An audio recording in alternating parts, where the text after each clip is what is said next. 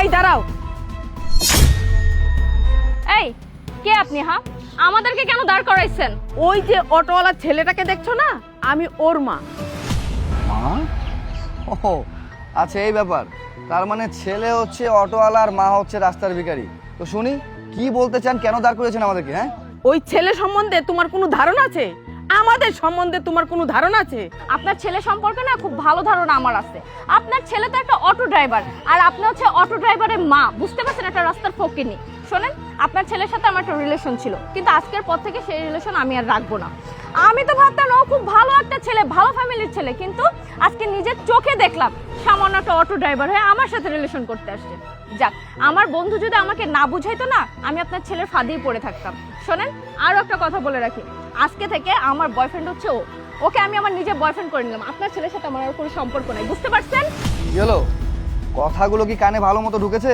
যদি ঢুকে থাকে তাহলে এই সব ধারণা থেকে বেরিয়ে যান। তাছাড়া আপনাদের মতো ফ্যামিলির সাথে কোন মেয়েই বা চাইবে এইভাবে রিলেশন করার জন্য বা বিয়ে করার জন্য?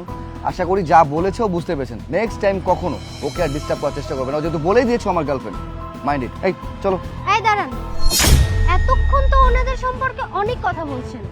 ওনারা কে বা কারা, তাদের সম্পর্কে কোনো ধারণা আছে? হ্যাঁ, না শুনেই তো চলে যাচ্ছেন। ওনাদের সম্পর্কে কিছু শুনে যান। আন্টি, কি হলো, চুপ করে আছেন কেন? বলুন।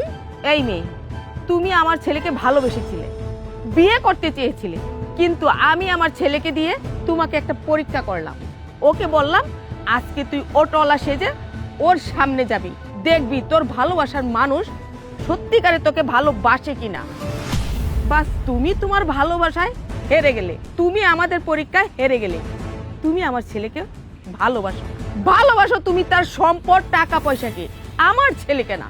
আসলে যদি তুমি আমার ছেলেকে সত্যিকারে ভালোবাসতা, তাহলে ওকে হাত ধরে বলতা যে তোমার ধন সম্পদ থাকুক বা না থাকুক, আমি তোমাকে ভালোবাসি। তুমি অটোওয়ালা হও বা কুলি মজুর যাই হোক, আমি তোমার মনকে ভালোবাসি। তাহলে সেই হাত তুমি ছাড়তা না। যেই দেখলে আমার ছেলে একজন অটোওয়ালা, সাথে সাথে আমার ছেলের হাত ছেড়ে আরেকটা ছেলের হাত ধরে নিলে, মানে টাকার হাত ধরে নিলে, সেই তো। আসলে তোমার ভিতরে কোনো ভালোবাসাই নেই। আসলে তোমার মতো মেয়েরা না কাউকে ভালোই বাসতে জানে না। তোমার মতো মেয়ে আমার ছেলেকে ভালোবাসার মতো কোনো যোগ্যতাই তোমার নেই। বাস, আর কোনোদিন আমার ছেলের নাম তোমার মুখে আনবে না। হ্যাঁ মা, তুমি ঠিকই বলেছিলে। তোমার কথাগুলোই সত্যি হয়েছে। কারণ এই মেয়েকে ভালোবেসে আমি ভুল করেছি।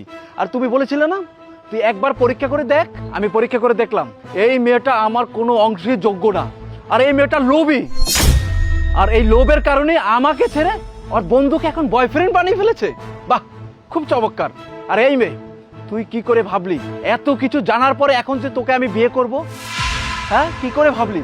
তোর মতো মেয়েকে ঘৃণা ছাড়া মন থেকে আর কোনো কিছু আসবে না। মা, আজকের পর থেকে তুমি যা বলবে আমি তাই শুনবো। আজকের পর থেকে তুমি যে মেয়ে আমার জন্য পছন্দ করবে, আমি সেই মেয়েকে বিয়ে করব, ওর মতো মেয়েকে না। শোনো রুবেল, আমি না ভুল করে ফেলছি, তুমি আমাকে মাফ করে দাও। চুপ, একদম চুপ। ওই মুখে আমার কাছে মাপ চাস না? ওই, মাপ চাওয়ার তোর যোগ্যতা আছে? হ্যাঁ, এই তুই কোন মুখে মাপ চাস আমার কাছে? হ্যাঁ, তুই এতক্ষণ ধরে আমাকে অপমান করলি, অটোওয়ালা বলে বিভিন্ন কথা বললি, আর এখন আমার কাছে মাপ চাইতেছিস না? আর এই অটোটা তো আমার না, এই অটোটার মালিক আরেকজন।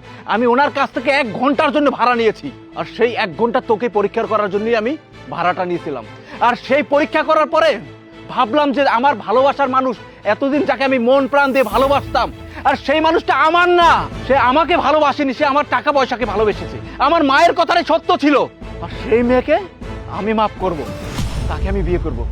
যা এখান থেকে, যা, আমি বলছি এখান থেকে যা, আর না হলে আমি পায়ের স্যান্ডেল উঠে তোকে পিটাবো। যা।